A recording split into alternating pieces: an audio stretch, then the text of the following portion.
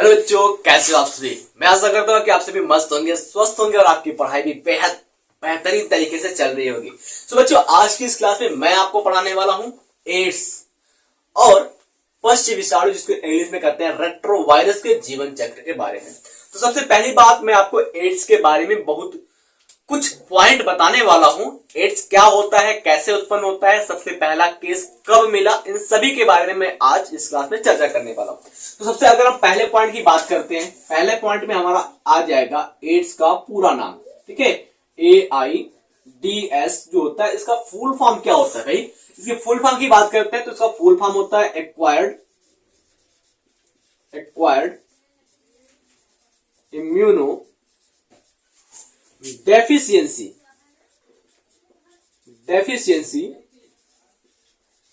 Syndrome. अब अगर हम इसके मतलब की बात करते हैं, एक्वायर्ड इम्यूनो डेफिशिएंसी सिंड्रोम का मतलब क्या होता है। देखो भाई, अगर हम बात करते हैं एक्वायर्ड, तो एक्वायर्ड का मतलब होता है उपार्जित। ठीक है, तो हमारे शरीर के अंदर एक ऐसा रोग हो जाता है जो हमारे पूरे के पूरे इम्यून सिस्टम को घटा देता है, कमजोर कर देता है। उसी को हम कहते हैं एड्स। ठीक है, अब अगर हम बात करते हैं कि ये एड्स का हिंदी नाम क्या होगा, इसका पूरा नाम हिंदी में क्या होगा, इसको हम कहते हैं उपार्जित प्रतिरक्षा न्यूनता संलक्षण या रोग। ठीक है, उपार्जित प्रतिरक्षा न्यूनता संलक्षण या रोग होता है एड्स का हिंदी में पूरा नाम।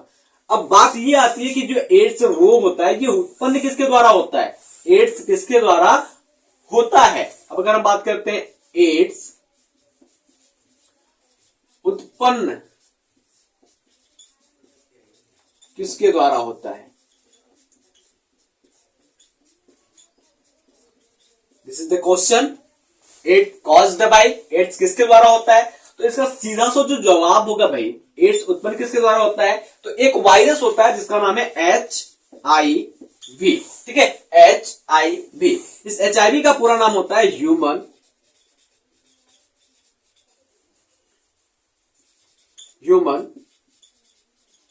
इम्यूनो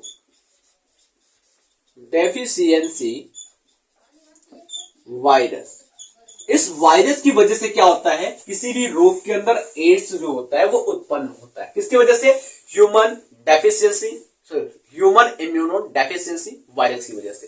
ठीक है, अब अगर हम बात करते हैं तो यहां पर कई सारे HIV के कॉजेटिव एजेंट होते हैं, जैसे कि आप एक ले लीजिए एग्जांपल, जिसमें पश्च विषाणु, इसको रेट्रोवायरस कहते हैं, ये भी हो सकता है। ठीक है, HIV खुद हो सकता है। ठीक है, अब अगर हम बात करते हैं आगे, तो एड्स जो रोग होता है, इसकी पहली केस कब देखी गई थी, पहले केस की स्टडी कब की गई थी, पहला बार एड्स रोग के बारे में कब पता चला। ठीक है, तो अगर हम बात करते हैं 1981 की, 1981 की बात करते हैं, तो ईस्वी में प्रथम AIDS प्रथम एड्स का पता चला। ठीक है, प्रथम बार क्या हुआ, एड्स रोग का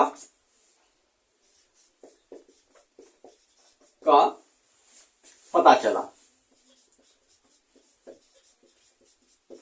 ठीक है, या फिर हम कह सकते हैं कि 1981 ईस्वी में एड्स रोग का पता चला। बात समझ में आई। अब अगर हम बात करते हैं तो 1981 के बाद 25 सालों में, ठीक है, 1981 के बाद 25 सालों के अंदर ही पूरे विश्व भर में जो एड्स रोग है वो बहुत तेजी से फैल गया। ठीक है, बहुत तेजी से फैल गया। अब अगर हम बात करते हैं तो इस समय प्रेजेंट टाइम में हम बात करते हैं तो प्रेजेंट टाइम में 2 करोड़ से भी ज्यादा लोग, ठीक है, 2 करोड़ से भी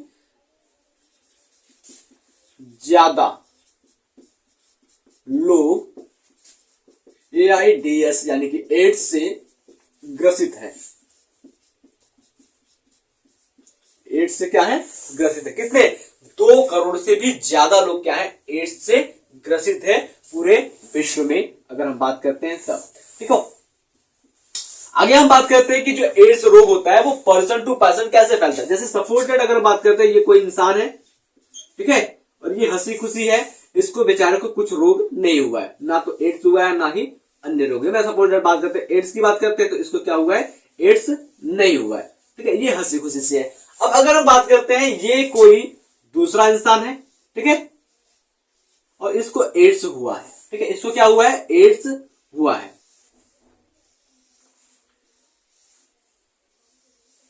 इसको है एड्स रोग उत्पन्न हुआ है, ठीक है। तो अगर हम बात करते हैं इसके बॉडी का जो ब्लड होता है, सपोज दैट एग्जांपल लेते हैं, एग्जांपल के द्वारा आपको समझाते हैं, इसके शरीर का जो ब्लड होता है,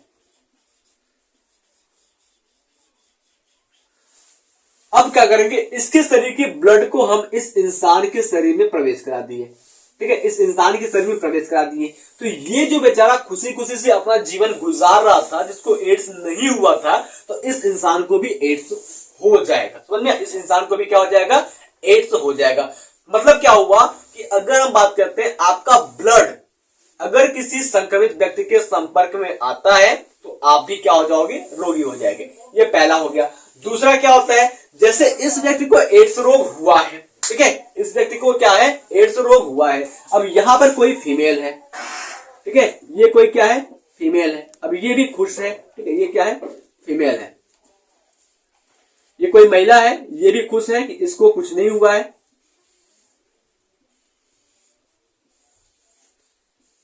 ये भी खुश है कि इसको कुछ नहीं हुआ। अब क्या कर रहा है, ये जो इंसान है वो बिना बताए इस फीमेल के साथ शारीरिक संबंध बना लेता है, क्या करता है, शारीरिक संबंध बना लेता है। तो अब क्या होता है, ये फीमेल के अंदर भी एड्स का वायरस जो होता है वो घुस जाता है, एड्स का वायरस घुस जाता है। अब पता है, इसको भी नहीं पता है कि इसको एड्स हुआ है और इसको भी नहीं पता है कि इसको एड्स हुआ है। अब ये वाला जो इंसान होता है इसके साथ शारीरिक संबंध बना लेता है, ठीक है, शारीरिक संबंध बना लेता है, अनसेफ सेक्स कांटेक्ट बना लेता है। तो अब क्या होगा, इसके बॉडी का जो फ्लूइड होगा, इसके बॉडी का जो फ्लूइड होगा, दोनों का फ्लूइड मिलेगा आपस में। जब बॉडी का फ्लूइड यानी कि शरीर का तरल आपस में मिलेगा तो क्या होगा, इसके अंदर जो एड्स का वायरस उपस्थित है वो वायरस आ जाएगा इस इंसान के अंदर। तो फिर भी क्या हो जाएगा, इस कंडीशन में भी ये इंसान जो है वो एड्स का रोगी हो जाएगा। इतनी बातें समझ में आई? चलो अच्छे से बात करते हैं। तो अब इसका मतलब पूरा जो निकला कंक्लूजन, पूरा जो मतलब निकला वो निकला कि किसी भी इंसान में एड्स का जो स्थानांतरण होता है, एड्स रोग जो होता है वो इंसान से दूसरे इंसान में कैसे पहुंचता है, तो वो पहुंचता है आपके शरीर के तरल पदार्थों के माध्यम से, ठीक है, फ्लूइड के कांटेक्ट में आने से एड्स वायरस जो होता है वो फैलता है। अब अगर हम बात करते हैं तो ये छुआछूत रोग है? नहीं, बिल्कुल नहीं, ये किसी इंसान को छूने से उत्पन्न नहीं होता है, छूने मात्र से कुछ नहीं होगा। बात समझ में आई? आगे हम बात करते हैं, तो आगे हम बात करेंगे रेट्रोवायरस के जीवन चक्र के बारे में, जिसको हम करते हैं पश्च विषाणु के जीवन चक्र के बारे में अभी हम पढ़ाएंगे, आपको अच्छे से समझाएंगे। तो आप चाहिए तो मैं कहूंगा आपको कि आप इन पॉइंट को फटाक से नोट कर लीजिए।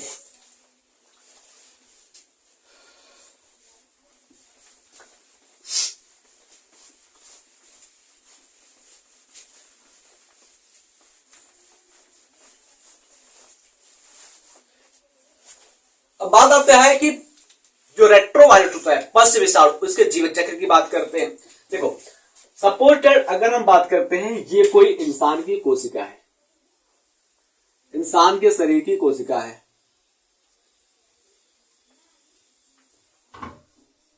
ये इंसान के शरीर की कोशिका है और यहां पर क्या है, इसका एक केंद्रक उपस्थित है, ठीक है, ये केंद्रक उपस्थित है और इस केंद्रक के अंदर क्या पाया जा रहा है, इसका जेनेटिक मटेरियल पाया जा रहा है,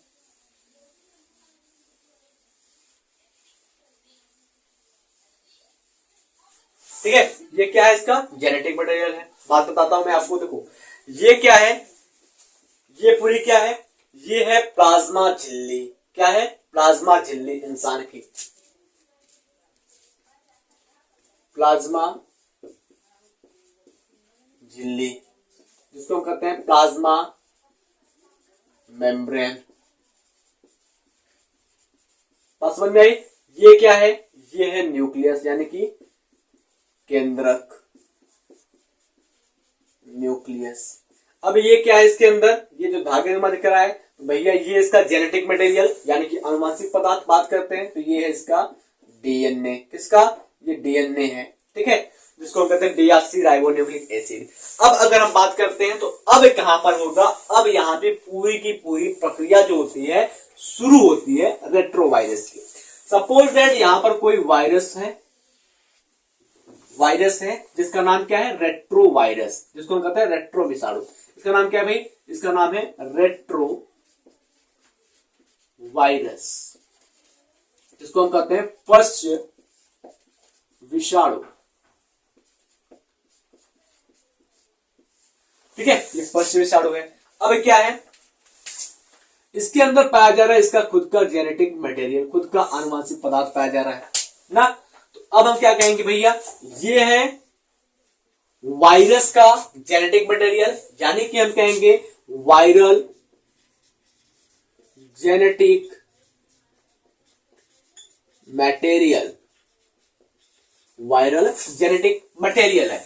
अब अगर हम बात करते हैं कि जो रेट्रो वायरस में जेनेटिक मटेरियल होता है, आनुवांशिक पदार्थ होता है, तो वो किस प्रकार का होता है, तो इसके अंदर जो आनुवांशिक पदार्थ होता है वो जेनेटिक मटेरियल क्या है, आरएनए है। क्या है, आरएनए है। ठीक है, इसको कहते हैं राइबोन्यूक्लिक एसिड है। अब अगर हम बात करते हैं तो ये क्या है भाई, ये क्या चीज है, तो ये है प्रोटीन कोट, यानी कि हम कहेंगे इसको, हम क्या कहेंगे, वायरल प्रोटीन कोट, यानी कि बात करते हैं विषाणु के प्रोटीन की कवच है। विषाणु में क्या है, प्रोटीन का आवरण है। बात समझ में आया, किस विषाणु के, पश्च विषाणु के। अब देखो क्या होता है कि ये जो पश्च विषाणु होता है बच्चा, ये पश्च विषाणु किसी भी तरीके से आ जाता है इस प्लाज्मा झिल्ली की सतह पर। ठीक है, प्लाज्मा झिल्ली के सतह पर आ गया और इसके अंदर क्या है, जेनेटिक मटेरियल आरएनए है। अब क्या होता है, ये पूरा का पूरा विषाणु आपके शरीर के प्लाज्मा झिल्ली के अंदर प्रवेश नहीं कर पाता, तो क्या करता है, अपने इस जेनेटिक मटेरियल आरएनए को क्या करता है, ये शरीर के अंदर भेज देता है। इस प्रकार से अगर हम बात करते हैं तो जो आरएनए है, इस आरएनए को क्या करता है, शरीर के अंदर भेज देता है। तो क्या हो जाएगा भैया, पश्च विषाणु का आरएनए, या फिर कर सकते हैं वायरल आरएनए, क्या हो गया, शरीर के अंदर प्रवेश कर गया। वायरल आरएनए क्या हुआ भैया, शरीर के अंदर प्रवेश कर गया किसी भी तरीके से। अब क्या होगा, इस आरएनए के पास इतनी क्षमता होती है कि ये रिवर्स ट्रांसक्रिप्शन कर सके। क्या कर सके, रिवर्स ट्रांसक्रिप्शन कर सके। देखो एक शब्द मैं आपको बताता हूं, आपने सुना होगा सेंट्रल डोगमा।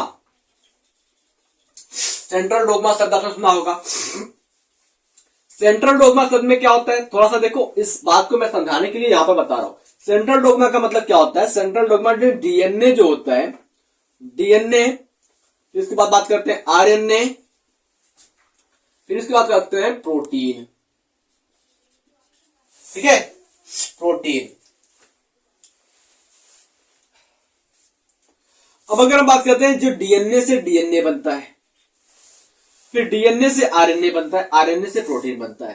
तो अगर हम बात करते हैं जब डीएनए से डीएनए बनता है, ठीक है, तो इसको हम कहते हैं रेप्लिकेशन। क्या कहते हैं, रेप्लिकेशन। यहां पर दिख नहीं रहा है, डीएनए से डीएनए बनेगा तो उसको हम रेप्लिकेशन कहेंगे, डीएनए से आरएनए बनेगा तो उसको हम कहेंगे ट्रांसक्रिप्शन, और आरएनए से वापस से जब डीएनए बन जाए तो उसको कहेंगे रिवर्स ट्रांसक्रिप्शन। इसी बात को बताने के लिए मैं सेंट्रल डोगमा शब्द का उपयोग किया हूं। ठीक है, आगे चलते हैं। देखिए,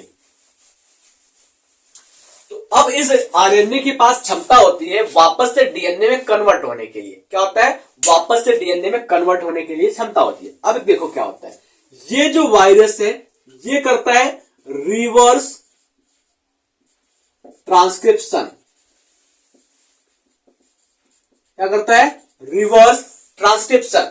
अब रिवर्स ट्रांसक्रिप्शन जब करता है तो ये जो आरएनए है भैया वो बदल जाता है आपके डीएनए में। आरएनए किसमें बदल जाएगा, ये बदल जाएगा डीएनए के अंदर।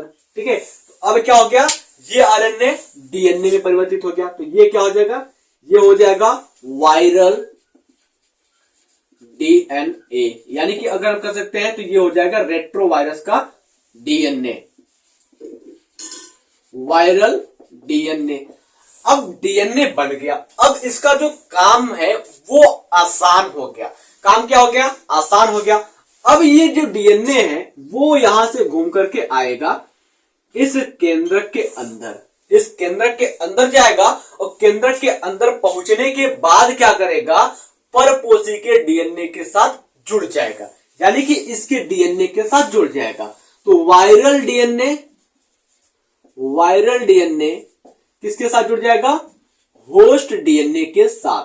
ठीक है, वायरल डीएनए होस्ट डीएनए के साथ क्या हो जाएगा, जुड़ जाएगा। होस्ट डीएनए यानी कि परपोषी डीएनए के साथ जुड़ जाएगा।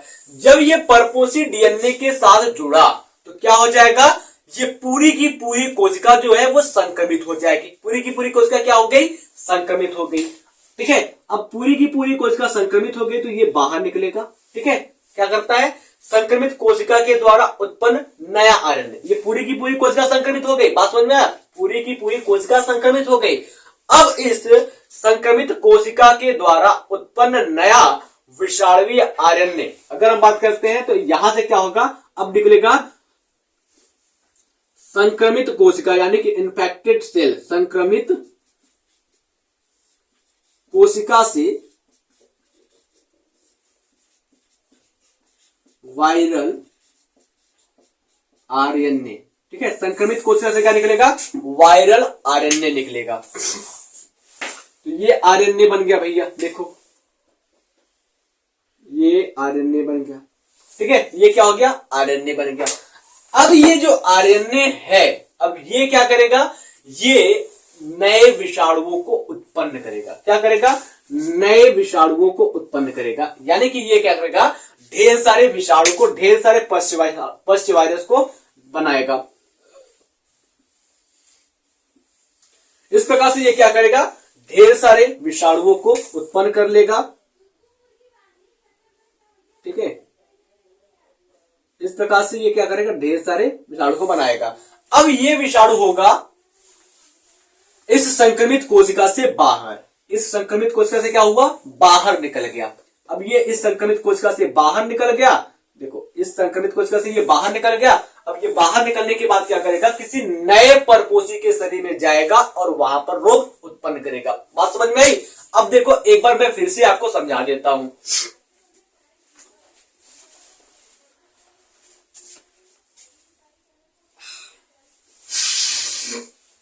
देखो ये क्या है, ये पूरी की पूरी जो है वो एक होस्ट यानी कि परपोषी का प्लाज्मा झिल्ली या परपोषी कोशिका है, परपोषी का शरीर है मान लीजिए। ठीक है, उसके बाद बात करते हैं तो यहां बाहर पड़ा हुआ है एक पश्च विषाणु जिसको इंग्लिश में हम कहते हैं रेट्रोवायरस।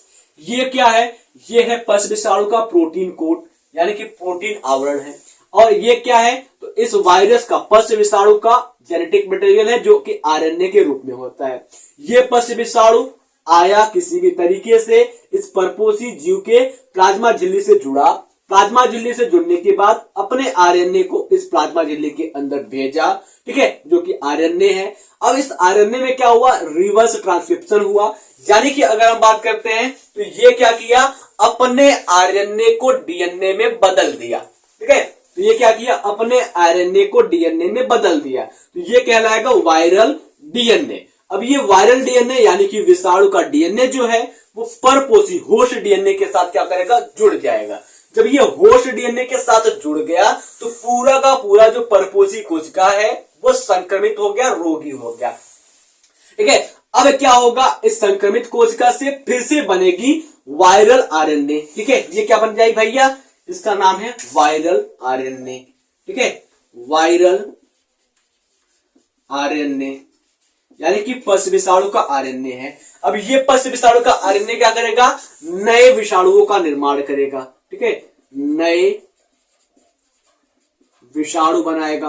अब ये नया विषाणु जो है इस संक्रमित कोशिका से बाहर निकलेगा। ठीक है, ये क्या हुआ, संक्रमित कोशिका से नया विषाणु क्या हो गया, बाहर निकल गया। अब ये नया विषाणु जब बाहर निकला तो ये क्या करेगा, एक नए शरीर की तलाश करेगा, एक दूसरे होस्ट की तलाश करेगा जहां पर इसको रोग उत्पन्न करना होता है। तो मैं आशा करता हूं कि एड्स और पश्च विषाणु यानी कि रेट्रोवायरस का जीवन चक्र आपको अच्छे से समझ में आ गया होगा। तो अगर अच्छे से समझ में आई है तो आप क्लास को लाइक कीजिए। अगर कोई दिक्कत है तो आप कमेंट बॉक्स में बताइए, मैं वहां पर आपकी दिक्कत को पूरी दूर करने की कोशिश करूंगा। मिलते हैं आपसे अगले क्लास में, तब तक के लिए जय हिंद जय भारत।